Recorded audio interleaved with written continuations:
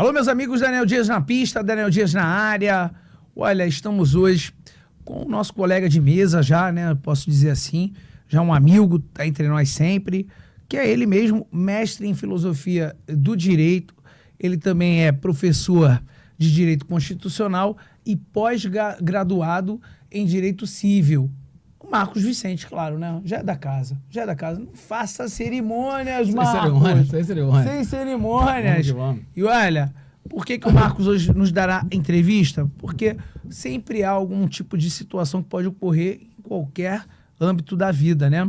E aí, o nosso entrevistado que viria hoje, acabou que não deu para ele vir, aconteceram algumas coisas e estamos colocando aqui o Marcos brilhantemente. Para contribuir. Para contribuir, porque o cara é fera braba, com certeza, senão nem estaria sentado aqui à mesa. Valeu? Ô Marcos, primeiro, antes de mais nada, a oração, claro. Porque ele vive, posso crer no amanhã, porque ele vive, temor não há. Em nome do Pai, do Filho e do Espírito Santo. Amém. Marcos, imensa satisfação em tê-lo agora como entrevistado, né? Porque você vem conosco já há um mês. Sim. Né? Acompanhando aí, fazendo... E a entrevista também tem tempo, né? Tem Primeiro tempo. que você me Pô, conheceu, se tem tu tempo, quiser né? pegar a entrevista dele no canal, quando a gente ainda tava num estúdiozinho mequetrefe, mas eu acho que todo grande começou pequeno e a gente ainda tá engatinhando, né? Eu sempre faço questão de botar meus pezinhos no chão. Isso é sempre importante, mas a gente vai chegar no objetivo, com certeza. Porque aquele que não desiste e atravessa os percalços, né? E não fica reclamando dos percalços, uma hora Deus honra. E vai honrar esse canal sim, em nome do Senhor Jesus. Bom, vamos lá. Ô Marcos, o que eu quero falar contigo aqui em primeiro lugar, né? Você, advogado constitucional, né? E aí, com certeza, deve ser frustrante para você, um advogado, ainda nesse âmbito constitucional, ver tudo que acontece hoje, né, na Constituinte, né? Que não guardam a Constituinte, né? E fazem dela o que bem entendem, né? A verdade é essa. Pró-interesses, se é que vocês me entendem.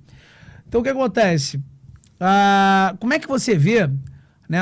Hoje viria, inclusive, o subtenente Mata aí, né? Que é um cara muito preparado de operações especiais. E ele perdeu o amigo recentemente na Maré, né? Perdeu 2 amigos na Maré, né? Que Deus os tenha em bom lugar. Como é que tu vê aí como advogado constitucional, ô Marcos, o ministro da Injustiça, o Dinossauro, e agora o ministro da Injustiça, o Lewandowski, que ficam chateadinhos, ficam enciumados, se é que podemos dizer assim, de verem policiais entrando na Maré. Parece que só eles podem entrar na Maré, comprar o passe lá da Maré, não sei se é isso, não quero estar equivocado, mas como é que tu vê essa situação, né? Os caras mandam lá um ofício ao governador Cláudio Castro, né? Que é outro também que eu, tem muitas críticas, mas enfim, né? Ele tem que mais peitar pra mim, né? Esses caras aí, falar, a polícia vai entrar e acabou. Como é que tu vê isso, meu irmão? Na verdade, Daniel, eu acabo vendo com muita tristeza, né? Tristeza por quê? Porque a gente não sabe, efetivamente, não só enquanto professor, mas também enquanto cidadão, alguém que tenta ser um pouco mais esclarecido dentro da questão da ordem constitucional, a gente não sabe o que está valendo, né? Tipo assim, a gente tem um modelo muito difundido hoje, que são aulas online e tudo mais, e não dá para fazer esse tipo de comentário, mas em aulas presenciais, eu costumo brincar com os alunos dizendo o seguinte, olha, vamos ver o que está valendo hoje. Ou seja, vamos abrir um jornal, uma fonte confiável, para ver o que os nossos ministros estão fazendo, né? De que maneira que eles estão agindo, para que a gente possa saber o que está valendo nesse momento. Então, na verdade, quando você não sabe o que está valendo, você vive uma grande insegurança jurídica. E a decisão que foi tomada, já não é o primeiro momento que isso acontece, já é uma repetição de momentos anteriores. Na verdade, está dizendo o seguinte, sob as vestes de se evitar um conflito, ou seja, sob as vestes de se evitar um conflito onde inocentes irão morrer, criminosos acabam sendo protegidos, né? Então, assim, a decisão do STF, ao estabelecer uma série... Ela não proíbe propriamente, mas ela estabelece uma série de critérios, dentre as quais avisar as instituições que funcionam no local da operação policial, implica em dizer que todos os bandidos vão ter a oportunidade de se locomover, de fugir, de sair, de ir para outro lugar. Só que, na verdade, infelizmente, o enfrentamento eu não sou da área policial, mas me parece que o enfrentamento ele é necessário. No tempo que nós vivemos hoje, o enfrentamento é necessário. Porque simplesmente, se a gente tentar apenas impedir o crescimento já é gigantesco demais, já é presente demais, razão pela qual a decisão me parece... Às vezes, Daniel, parece uma coisa meio maluca, mas, cara, para que os justos possam sobreviver, muitos inocentes terão que pagar a sua vida. É a realidade. Você está torcendo para os favelados morrerem? Não, não é isso. O que eu estou dizendo é que nós estamos numa guerra. E numa guerra, inocentes morrem. Isso pode ser na guerra atual, guerra da Ucrânia, pode ser questão da faixa de Gaza, pode ser as favelas do Rio. Inocentes vão morrer. Ah, mas é porque você não mora na favela. Eu estou morrendo no asfalto. Pessoas como eu, estou morrendo no asfalto todos os dias. Então, assim, não é uma questão de priorizar A, B ou C. O fato é que já estão morrendo inocentes. Então, assim, e inocentes vão morrer. Não tem jeito. Não dá para vencer uma guerra contra quem quer que seja sem que se tenha os tais efeitos colaterais. É triste dizer isso? É triste dizer isso. Mas o fato é que a decisão promove isso, promove a estabilidade do poder paralelo, que não é mais paralelo, é constituído, né? Que feio, né? O poder constituído diante de uma Constituição. Eles já estabeleceram as regras e quem não quiser seguir as regras, inclusive o Estado, ponto final. Ou seja, eles estão no comando. E estão protegidos agora por lei, né? Então, assim, é triste. É triste, mas é o que está acontecendo. Ô, Marcos, duas questões, né? A primeira, tu fala de aulas online. Eu, particularmente, não acho muito legal não as aulas online. Você, como mestre, como professor, você acha legal aulas online ou você acha realmente que tem que ser presencial, como sempre foi? Eu, enquanto professor, vou dizer para você que sou totalmente favorável às aulas online. Ah, é? Por quê? Porque ela paga meu salário. Agora, eu, enquanto cidadão, vou dizer que sou veementemente contra. Por quê? Porque o meio online te dá uma série de artifícios, enquanto aluno, para forjar o sistema. Ferramentas estão disponíveis nos meios digitais para que você possa fazer uma prova sem que você tenha que saber aquele conteúdo. Então, me parece que o meio digital, sob a bandeira do acesso, porque quando você tem um meio digital, a pessoa pode estudar até de madrugada, pode estudar no ônibus, pode estudar... Sob a bandeira do acesso ao ensino, está fazendo, na verdade, é acabar com ele. Eu penso, sinceramente, que existem...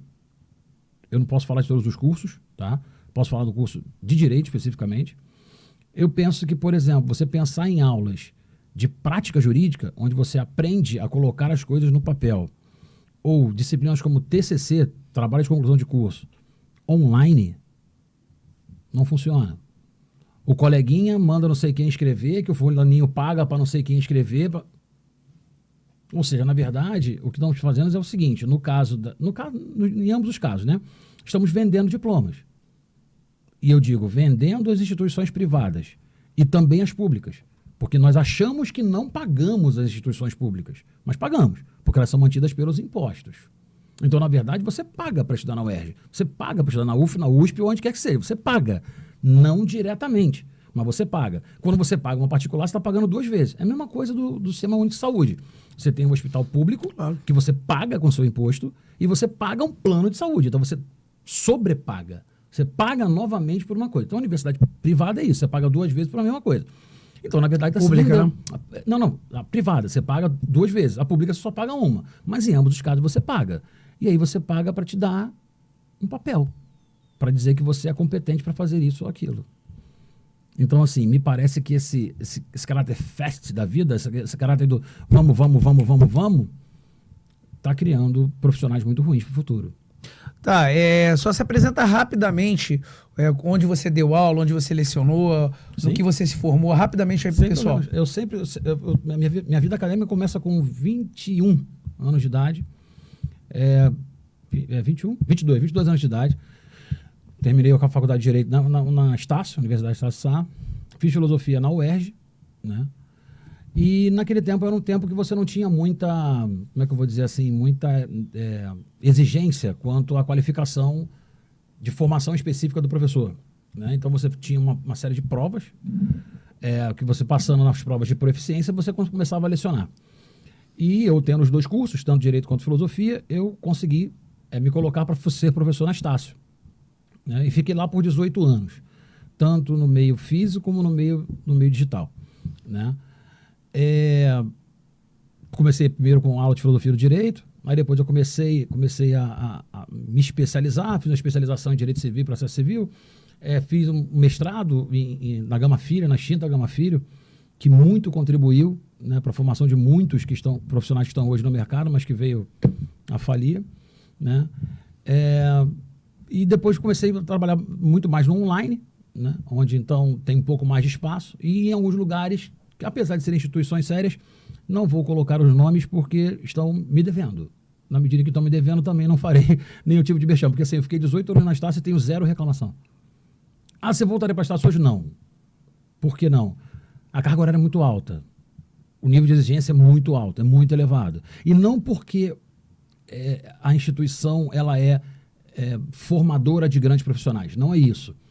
É porque ela está nesse processo da venda de diplomas, infelizmente. Porque você pega uma disciplina online, por exemplo, TCC, trabalho de conclusão de curso, onde o último ano que eu trabalhei lá foi 2018, você tinha 110 alunos numa turma para entregar um TCC de 15 folhas. Tu multiplica isso. Pô, se eu vou colocar 100, então são 1.500 folhas. 1.500 folhas por turma que caberia a mim ler. Beleza, mas eu tinha 10 turmas. Com qual qualidade que eu fazia isso? Ou eu perdi a qualidade de vida, como muitas vezes aconteceu, ou então eu perdi a qualidade do trabalho. Então, para mim, hoje, é um modelo que não interessa. Me dá uma turma, me dá uma sala cheia com 20 mil pessoas e um microfone, pô, agora, para sempre eu falo. E vou tentar atender a todas as 20 mil pessoas. Mas nesse campo do online, onde você acaba que você descobre que você está sendo uma engrenagem no meio de enganadores, não me parece um negócio muito legal, não. Não me parece muito legal, não. Ô Marcos, então... É triste, na verdade. Eu pedi a tua apresentação breve, só para que o pessoal entenda o teu currículo, o teu know-how, né? A razão de estar aqui. Razão de estar aqui. E aí, o que eu tenho para te perguntar, né? Voltando rapidamente ao assunto, só para mensurar aqui, isso bem rápido mesmo, tá? Será um devaneio da minha parte pensar que quando eu vejo o ministro da Injustiça entrando no começo do desgoverno, o dinossauro, entrando lá na maré, de repente, será um devaneio? Ele fala, puxa, rapaziada, fica tranquilo que é tudo nosso, a polícia não entra mais aqui, se depender de mim, vai ser assim, assim, assado. Deve ser alguma loucura da minha cabeça isso, né? Eu não posso afirmar nada, Daniel. Não, afirmar não, mas a gente pode pensar um monte de coisa, não então, pode? Mas eu posso devanear também. Devanear também. Então, mas a gente deve estar louco, né? Não, acredito que a gente esteja... Será?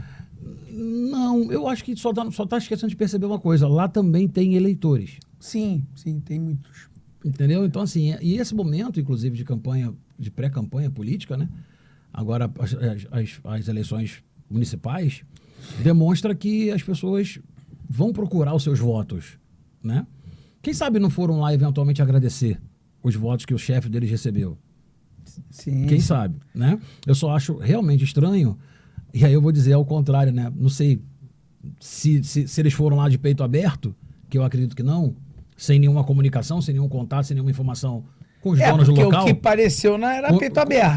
Com os donos do local, né? Porque se eles se comunicaram com os donos do local, ok, né?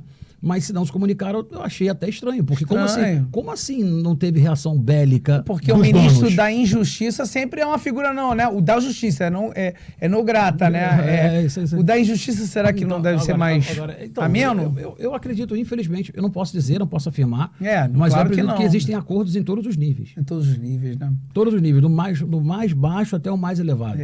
Existem acordos. E esses acordos são mantidos. Mantidos, de um lado, com os votos, de outro lado, dinheiro, influência política, poder.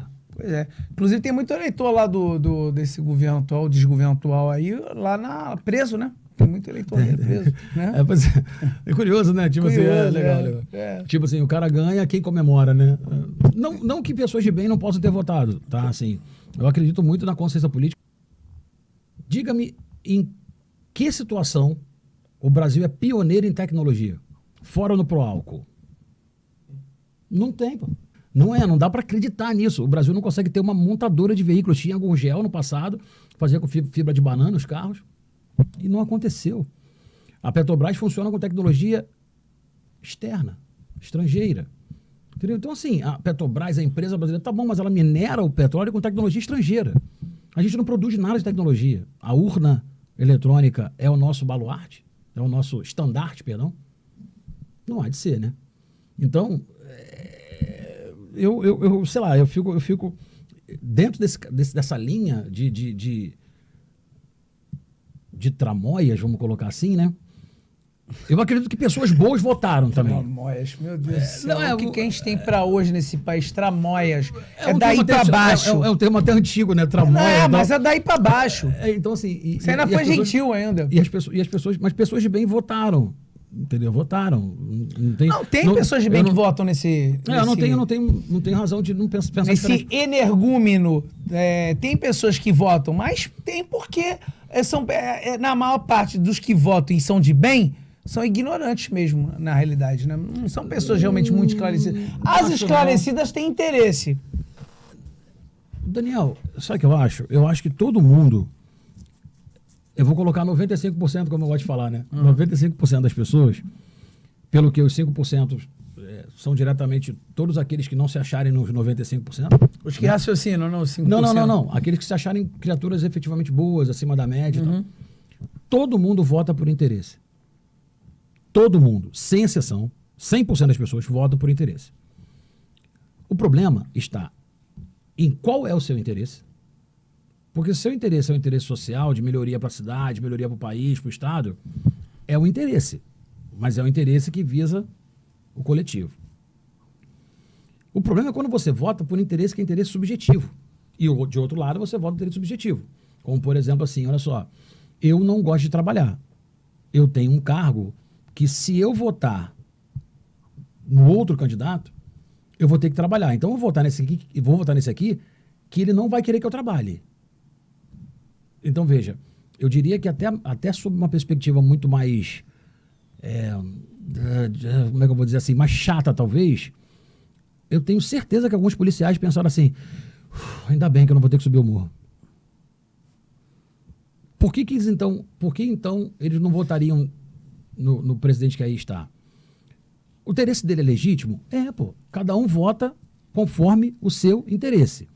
O problema é as pessoas acharem que isso é uma ideologia e estão votando por uma ideologia e não pela manutenção da sua condição, do seu estado, da sua condição pública, servidor público, por exemplo, que eu acho que a maioria vota na esquerda, porque a esquerda não está preocupada com o resultado, e servidor público, como já falei aqui, na minha visão, na sua maioria não gosta de trabalhar. Então, eles têm o direito de votar. O problema que eles dizem é que isso é uma ideologia. Não, é um interesse objetivo. Apenas assuma. Apenas assuma. E aí o triste para mim é, se as urnas são verdadeiras, mais de 50% da população pensa em si. Porque está pensando apenas no governo que é bom para ele e não para a coletividade. Se elas forem verdadeiras, né? Sim.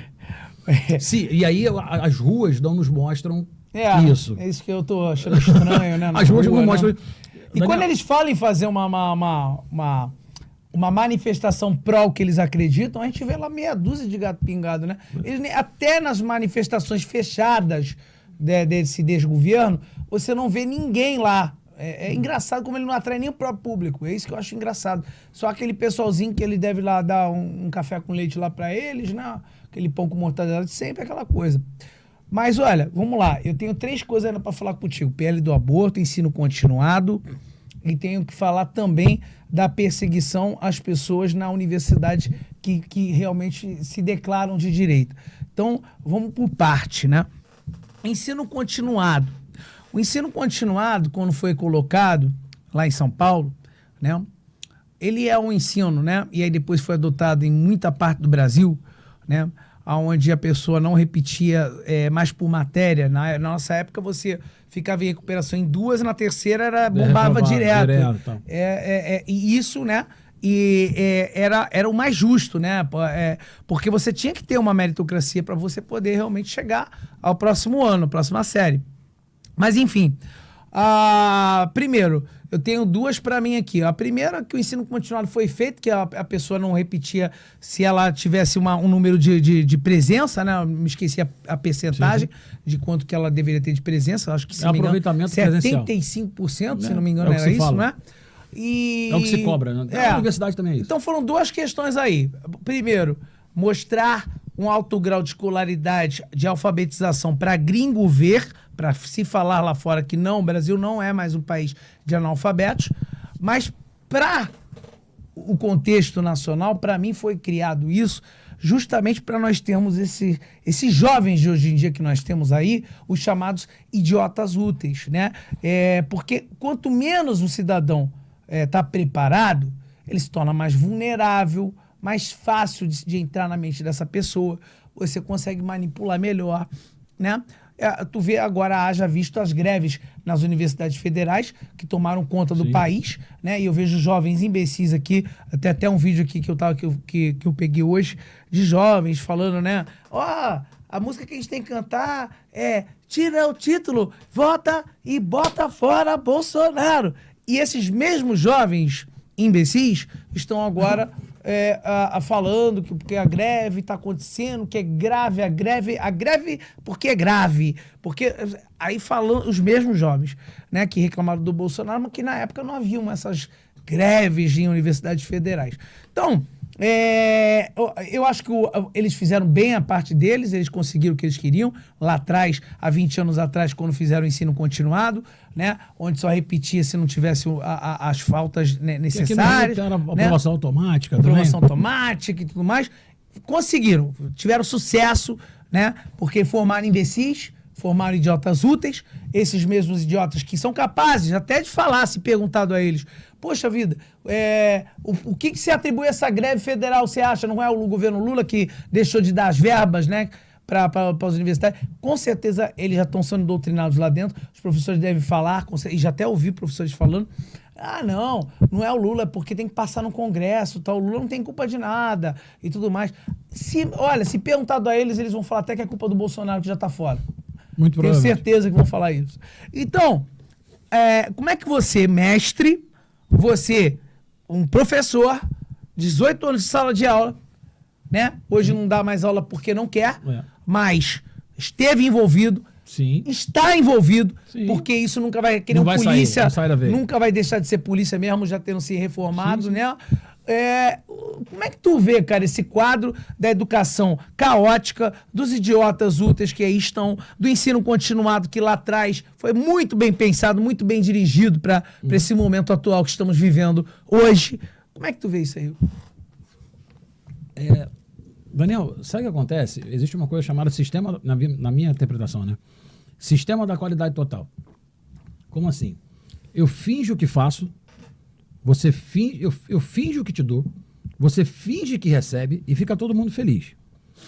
É a questão do ensino. Seja nessa questão do ensino continuado, aprendizagem do ensino continuado, seja no tocante à aprovação automática, que teve aqui no Rio de Janeiro durante muito tempo. É esse sistema. Eu finjo que te ensino, você finge que aprende e fica todo mundo feliz. Porque eu apresento números para a minha sociedade e para a sociedade internacional, você apresenta um papel para todo mundo que te jornal, você bota num quadro, tira foto, bota no Instagram, posta que tirou a carteira da OAB, que fez isso, aquilo, mas você não sabe operar absolutamente nada daquilo que você deveria saber, porque você não recebeu os conhecimentos necessários. Mas isso tem direta relação com uma coisa chamada preguiça, na minha visão. Por quê? Quem tem filhos, eu, por exemplo, tenho 2.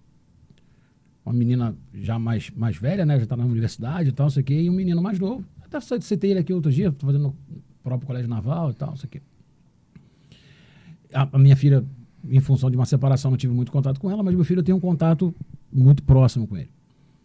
E todo mundo que tem filho sabe que é muito difícil educar um filho.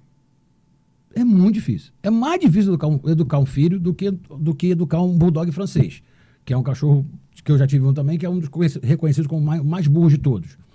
Porque você fala 50 mil vezes com o filho. E mesmo assim, às vezes, você Não consegue vencer. E aí o que você faz? Filho, faz assim, assim, assim. Ele não faz. Filho, faz assim, assim, assim. Ele não faz. Filho, faz assim, assim, ele não faz. O que você fala? Tá bom, eu faço. Educar dói. Ensinar dá trabalho. E se tem uma coisa que o político não quer, é trabalho. Ele quer o cargo, quer o salário, quer as benesses, mas trabalho? Não. Por que ele vai trabalhar? Então ele cria um sistema onde ele parece estar trabalhando, você acha que ele está trabalhando e fica todo mundo feliz, pô. Você garante... Você fala das greves. Vamos lá, greves. Desde sempre tem greve, não é isso? Desde que o mundo é mundo tem greve nas universidades. Qual foi o dia que você viu um motim de alunos pedindo reposição de aulas em razão da perda de conteúdo? Nunca. Não acontece. Porque o que o cara quer? Ele só quer o diploma. Ele não quer saber aquela desgraça, não, rapaz. Ele só quer o papel. Ele não quer aquela desgraça. Para ele, não importa. Ah, mas se ele quer muito, ele não precisa nem dar aula. Mas você sabe por quê? porque Porque isso é uma os cultura livros. nossa, né? Cultura brasileira. Porque lá fora o pessoal gosta. Cultura brasileira. Em muitos países desenvolvidos gostam de E estudar. o cronograma, hoje eu não posso afirmar com todas as letras, mas o cronograma de aulas, num passado não muito distante, de universidades públicas, eram criadas já prevendo a greve. 360 horas de conteúdo, distribuídos em 410 horas. Significa dizer, se eu tiver um mês e meio de greve, ok, eu tenho aula suficiente. Então já se criava o sistema da qualidade total. E você já cria um sistema para saber que ele vai ser resistente ou ele vai ser suficientemente forte, útil, para não te causar um problema, pô. Daniel, ninguém quer o conhecimento, não. Quer o papel. O que o Estado percebeu? Vamos dar o papel para ele, pô. De forma bem bonita. Mas o que vai acontecer daqui a 20 anos? Não importa, daqui a 20 anos eu não sou mais o governador, pô. Não existe propostas ou projetos de longo prazo que atinjam, por exemplo, a educação, a saúde, porque as nossas eleições são de 4 em 4 anos, pô. Eu moro na Ilha do Governador, num bairro chamado Freguesia, que é tipo assim, o final da ilha. Os últimos bairros da ilha, depois só quartel. Deve ter uns 8 anos ou mais. Estava pensando aqui que eu não via a cor de um asfalto novo. Estão asfaltando a rua, perto de onde eu moro. Por quê? Porque a eleição está na beira, está nas portas. Aí o político faz o quê? Aquela maquiagem que dá para todo mundo ver, entrega a obra e fala, obra de revitalização. Então é tudo deixado para a última hora, tudo devidamente arquitetado para a reeleição, para o novo cargo, para a nova ocupação.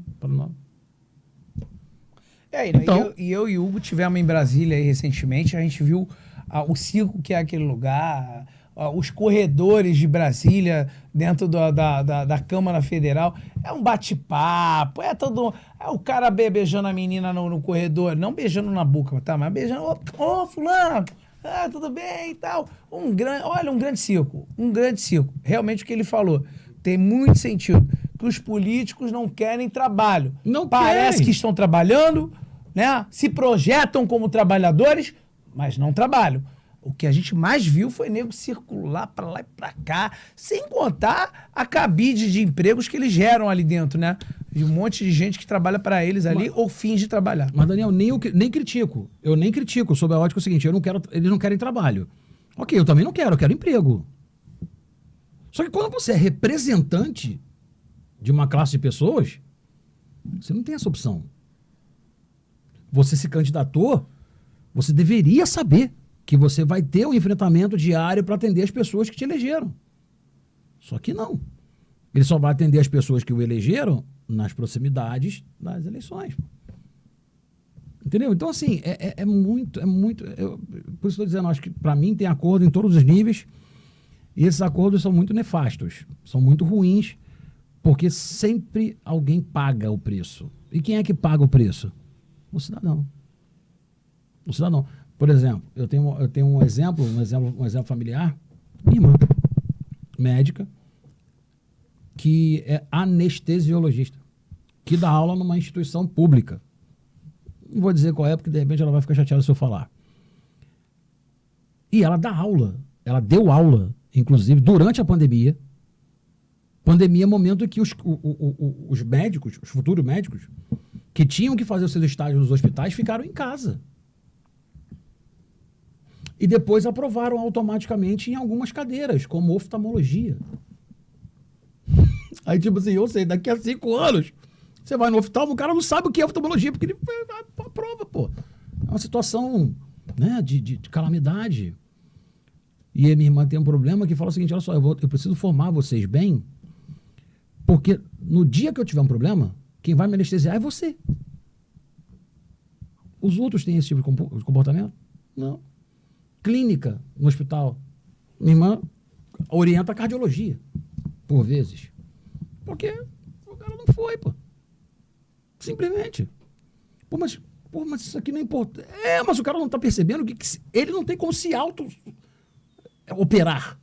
Ele não consegue ver isso. Ou seja, existem consequências. Existem consequências. Nós estamos perdidos na saúde. Também. Saúde, educação. A gente está precisando de um grande freio de arrumação. A gente nunca teve. A gente está precisando de um grande freio de arrumação. Isso aí, com certeza. E principalmente parar com essa coisa de, tipo assim, tudo ofende, tudo agride, tudo é bullying. Pô, meu irmão, para aí. A vida é feia. Tá a vida demais. é feia. A vida é feia. Então, assim, não passou, tá reprovado. Ponto final. Acabou. Não tem... não, mas é porque eu tenho trabalho, o senhor precisa entender. Eu ouvi muitas vezes, o senhor precisa entender que eu tenho que trabalhar. Precisa entender? Por que eu tenho que precisar entender? Eu não sou teu terapeuta. Eu sou seu professor, pô. Teve um dia... Mas são esses jovens fragilizados que criaram lá atrás para hoje, né? Sim. E a geração que eu peguei, vamos colocar assim, enquanto alunos, era uma geração um pouco mais bem preparada do que essa que vem para agora. Mas houve uma coisa numa sala de aula, um belo dia, que uma prova de filosofia. O aluno foi e escreveu ontem. H-O-N-T-M. Ontem com H. Aí, o que eu fiz? Eu marquei o ontem para ele saber que estava errado. O cara numa faculdade e pontuei a questão dele normalmente. Valia 2 pontos, foi 1,5 que ele tirou, botei. Aí ele veio falar comigo. Professor, por que você me tirou ponto dessa questão aqui? Aí eu expliquei. Por isso. Aí ele, tá. Pensei que fosse pelo ontem. Eu falei, não foi pelo ontem, mas deveria, né? Aí ele falou assim, deveria por quê? Eu falei, porque ontem tá escrito errado. Eu sentado e ele em pé aqui. Ontem tá escrito errado. Onde é que tá escrito errado ontem? Eu falei, então, irmão, ontem não tem... Eu falo uma forma muito coloquial, né? Então, irmão, ontem não tem H. Aí ele, mas hoje não tem? Eu falei, então, porra, amanhã Meu tem. Deus, depois de amanhã. Corta isso ontem, aí, viu? Antes de ontem tem H? Ô, cara, irmão, pelo amor de Deus. Aí, não, foi mal. Foi péssimo. Sabe? Pô, mas hoje não tem H? Eu falei, porra, então, irmão, amanhã tem H, amanhã começa com H, depois de amanhã, ontem, mês passado começa com H, porque hoje começa com H? Ou seja, é o nível de coisa que a gente encontra. E com que poder que você tem de, tipo assim... Deixa o comentário. Apertar. E sabe por que eu passei por isso? Porque lá atrás, alguém não apertou essa pessoa. Sim. Pra ela saber que ontem não é com H. Não reprovou, hoje, ok. Não teve nada. Isso, porque alguma professora passou a mão na cabeça. Coitadinho. É o fulano amigo da minha amiga, é o filho da minha amiga, é o queridinho do diretor, é o queridinho da... É alguma coisa. É isso. São acordos, né? Sim. Mas eu vou dizer que pai e mãe, eles confiam na escola. Melhor, a escola, na minha visão, até respondendo ao pessoal do bastidor, o Hugo, as escolas são depósitos de seres humanos. As creches recebem crianças a partir de 2 meses, 3 meses de idade. Toma, a responsabilidade é sua. Aí eu, que não quero responsabilidade, que não quero empregar, mas assumir aquela responsabilidade, faço o quê? Bota ali no cantinho, pô. E vou tentando fazer com que aquela criatura ali possa crescer e ser minimamente sociável. Ela não sabe escrever. Acontece. Eu tava vendo uma matéria. Entendeu? Tá todo mundo lavando as mãos. Tá geral de Pôncio Pilatos. Os pais, a escola, tá todo mundo. Vamos parar o mundo logo, né? A escola era o segundo lar de uma pessoa, né? Era. Na minha época, na tua época de escola. Não, agora é o lar da educação sexual. É isso que eles estão projetando, né? O lar da educação sexual. Aí pode. Não, mas vamos parar o mundo então logo. Não precisa fazer mais nada no mundo mesmo, né? Tá tudo... Vamos parar, acaba logo isso aí, né? Já que não precisa de nada pra viver, tá tudo certo. Tá tudo certo, tudo é aceitável, né? Não tem que ter uma...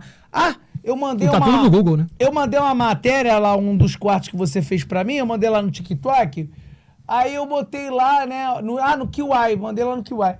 Pô, aí eu falando que nós conservadores não queremos convencer o pessoal da esquerda, mas eles querem aquela parte, né, que nós estávamos falando, que tava tu, o Louro, né, e eu.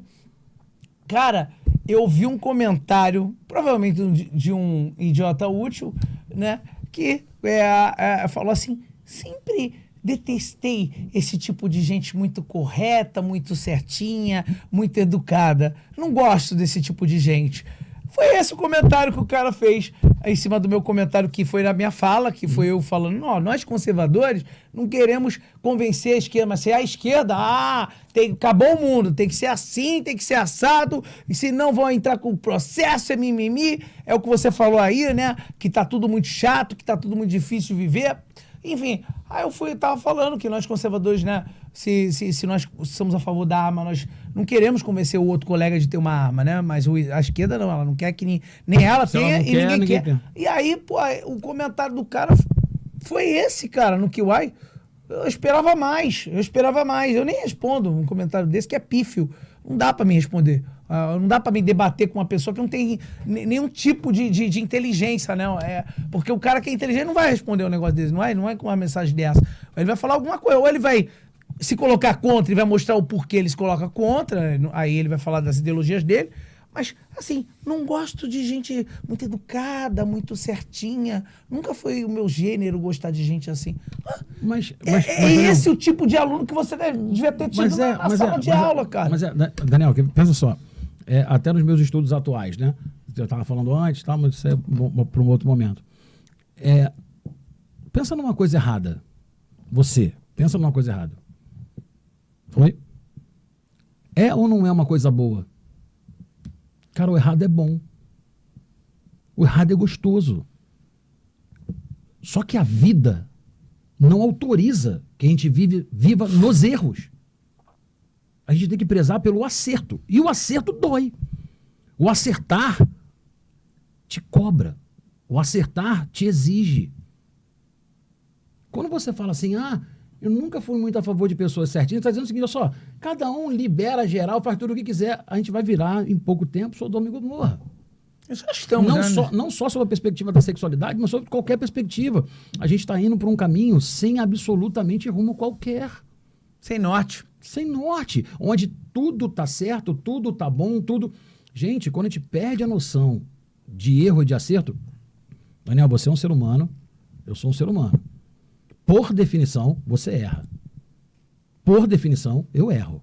Mas isso não me dá o direito de dizer que só porque eu estou fazendo está certo e nem dizer que isso é certo sob perspectiva social. Porque o que é errado. Ponto. Sob qual perspectiva? Não existe perspectiva. Existe o que é certo e o que é errado. E aí, tipo assim, mas como é que a gente apura isso?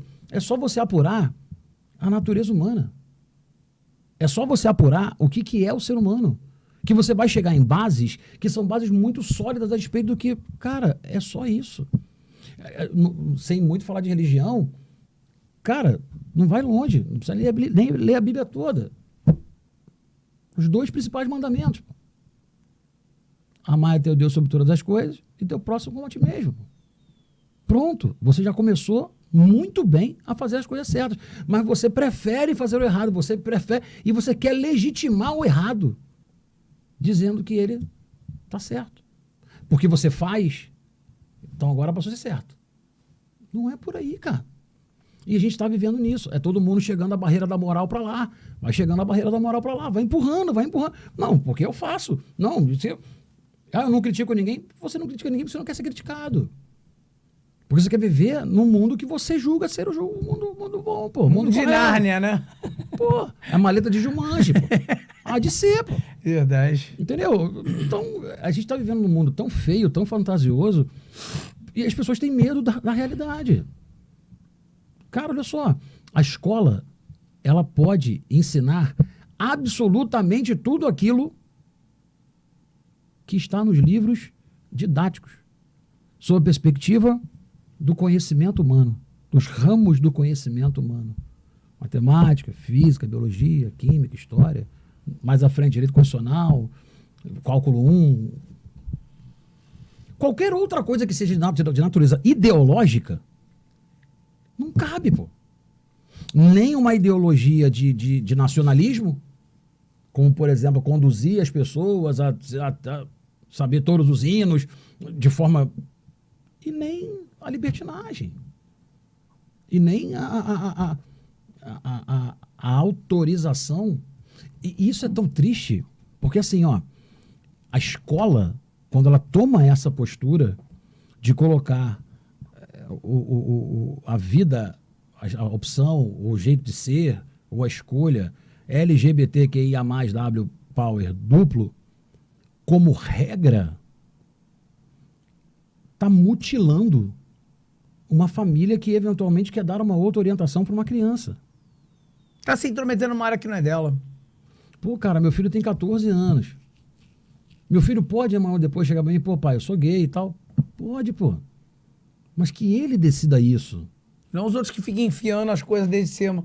Ou a outra coisa. Que ele não, entendeu? Não é a sociedade, não é o YouTube, não é a novela que tem que fazer isso. Sim. Ele que tem que se identificar como tal, Claro. se for o caso. Agora, não, porque tá na moda? E não vai ser execrado por isso. De jeito algum. A questão é essa. Não vai ser execrado por isso. Cada um que tem o direito de ser cada um no seu cada qual. Agora, isso aí. pelo amor de Deus, né? Acabar com a forçar... infância de uma pessoa. Pô, eu era criança, eu falava pro meu pai, pra minha mãe, vocês namoram, como é que é tal? Não é o assunto pra você não tem idade pra isso. Ponto final, não era. A idade de criança é a idade de criança. Agora, assim, tu vê, tu tá falando, entrou nesse mérito aí, o amigo meu lá, que também é cristão, pô, teve um filho dele lá, o dia do troca. Eu nem sabia que existia essa porcaria. Dia do troca. Que é isso? Aí, pô, eu tô dando risada, cara, mas é muito triste. Uma peça de uma menina vai para o menino, uma peça do menino vai para a menina, né? E ele chegou em casa assim. O menino dele, de 5 anos de idade, chegou em casa com um arco na cabeça. Pô, e um cara enlouqueceu, cara. O cara enlouqueceu, né? Foi lá na escola, só que é cristão, calmo. Falou lá, olha, como é que você faz um negócio desse? Eu oriento meu filho na igreja, oriento meu filho assim, aí você acha que você tem esse direito? Falou na moral. Só que teve um outro caso também que eu fiquei sabendo, do cara lá da Vivo, foi na minha casa fazer uma reparação, né, que tava ruim a fibra. E aí ele chegou lá, acabei fazendo propaganda pra Vivo, hein? Depois eu quero dinheiro, viu, Vivo? É. Aí o que acontece? Foi lá, falando comigo, né? Você vai tá conversando com o cara lá, o cara falou, né? Pô, não, eu também sou conservador, aquela coisa toda. Aí o cara chegou pra mim e falou assim, pô, uma cliente minha falou que o filho dela chegou vestido de mulher em casa, rapaz. E ela foi quebrar o pau no colégio sem falar pro marido, porque ela falou lá pra diretora, olha, vocês deram sorte, porque meu marido é da Paraíba e o cara é brabo. E se eu falasse isso pra ele, ele vinha aqui e quebrava a escola todinha, entendeu? E aí eu queria entender, assim, a gente tem que se colocar no lugar de todo mundo, mas eles não se colocam no lugar das pessoas. Essa gente inadequada não se coloca no lugar das pessoas. Não se coloca assim, peraí, eu vou afrontar uma família? Peraí, não. Deixa eu ter empatia. Deixa eu pensar um pouquinho antes de fazer uma atitude como essa isolada, né? Ou atitudes isoladas, né? De pegar filho dos outros e sair fazendo o que eu quero com o filho dos outros, como se fosse um bonequinho. Daniel, vamos pensar o seguinte, olha só. Não, porque a sexualidade tem que ser ensinada na escola. Por que não era ensinada antes? Isso nunca foi conteúdo escolar. Nunca foi. Nunca foi. E acho que não deve ser, porque Claro é uma opção de ordem subjetiva. É doença, é jeito de ser, é de natureza subjetiva. Não há de se ter a tese de alguém conduzir alguém a ser o que quer que seja. Tampouco no campo da sexualidade, que é algo tão íntimo, pô. Então, assim, as pessoas precisam entender que cada um faz absolutamente aquilo que quiser, pô, dentro da sua vida privada. Agora, tá dentro da sua casa, ok, sem problemas. Dentro da minha casa, héteros e homossexuais sentam-se bonitinhos em suas cadeiras. Sem negócio de cada um o seu legadinho. Beleza, perfeito, sem problemas. Pô. Porque eu não vou... uma coisa que eu falo, né? Paga pra ver, né? Vamos colocar assim. As pessoas pagam pra ver. O meu filho, ele tem zero possibilidade de dormir com a namorada futura dele na minha casa. Zero possibilidade. Aí você vai falar, por quê? Eu sei o que acontece dentro de um quarto. Então, a filha de ninguém vai dormir na minha casa, sob as minhas bênçãos, na companhia do meu filho. Ah, mas é a namorada dele. Leva pra rua. Namora no motel. Papai no motel, papai namorou muito no motel. Quer a chave do carro? Papai namorou no carro também. Aqui dentro da minha casa não faz, não. Aí, se porventura for homoafetivo, já fique registrado, pra gente resgatar esse vídeo lá na frente. Também não vai dormir lá em casa. Ah, é porque eu sou gay que eu não... Não! É porque aqui em casa ninguém dorme pra fazer sexo. Sexo é pra fazer no motel. Ah, mas não é perigoso? Ah, mas... Não, então tá bom, faz o seguinte, olha só. Ah, tá chovendo demais, não sei o quê. Tá bom, menina, você vai dormir aqui. Você dorme lá com a tia e eu durmo com o seu namorado. Acabou. Eu não vou ser responsável moral por alguma coisa que... Veja, e é o meu filho. E eu não gostaria que fizesse com a minha filha. Claro. E eu sei o que acontece dentro de um quarto. Então, assim, claro. Ah, porque você é antigo. Não, não é isso, não. É o meu jeito de ser. É a minha subjetividade. E meu pai me dizia, de forma muito dura, mas mas muito verdadeira, quem come do meu pirão, prova do meu cinturão. Minhas regras, minha casa. Minha casa, minhas regras. Não estou nem falando de corpo. Minha casa, minhas regras. Então, assim, você senta ali bonitinho, você senta aqui bonitinho, tá tudo, beleza, show de bola. Sem problemas. E convive todo mundo. Isso, se for hétero, se for... Mas aí se acontece... Ah, não, porque você autorizou. Não, eu digo assim, porque senão você é... Como é que é? Homofóbico. Você está sendo homofóbico com seu filho? Não. Eu estou sendo sexualmente fóbico. Na minha casa, não. Porque eu vou ouvir assim... Falar, tá aí. E aí, como é que eu respondo depois moralmente pro pai daquela menina? Exatamente. Como é que eu respondo? Porque eu vou ter que devolver ela devolvê-la. Em algum momento ela vai ter que voltar para casa. Quando ela voltar para casa, se for uma condição de meu filho estar casado, morar comigo, é uma outra história. Agora, furtivo, hoje, amanhã, amanhã eu tuco de Daqui a pouco tá muito pai a grande família. Porra, Não. Pô, tá aí nem pai de mulher, claro. E nem pai de homem. Claro. Nem pai de girafa, nem pai de baleia, nem pai de ninguém vai me cobrar moralmente por uma atitude que meu filho tomou. Pô. Correto. Também. Entendeu? Correto. Então, é que se registre. Então, o pensar de buscar o correto tem a ver com isso. E não com, não, eu não gosto do homoafetivo, então... Não, pô, vive o seu aí, pô. Sem problema. Tem amigos. Tem amigos. Deixar a dica aqui pra minha galera. Uns eu tenho certeza. Outros eu tenho quase certeza que é gay e não quer me falar. Fala, cara. Não tem preconceito contigo, não. Sem problemas. Claro. Você que é meu amigo que tá passando por essa situação sabe. Pode falar. Se você quer fazer alguma festa com decoração infantil, decoração de adulto, a Scarlett Decor tem preços especiais para vocês, com certeza. Vocês vão encontrar tudo que é decoração infantil e para adulto, para alugar, tá certo? Sem precisar comprar. É aluguel de decoração de festas infantis e festas para adultos. A Scarlett Decor, ela fica na Ambiré Cavalcante 66, Rio Comprido, tá certo? É verdade. Olha, o telefone da Scarlett Decor é o 21 969603324, 21 969603324. Fala que você assistiu aqui e vai ganhar desconto.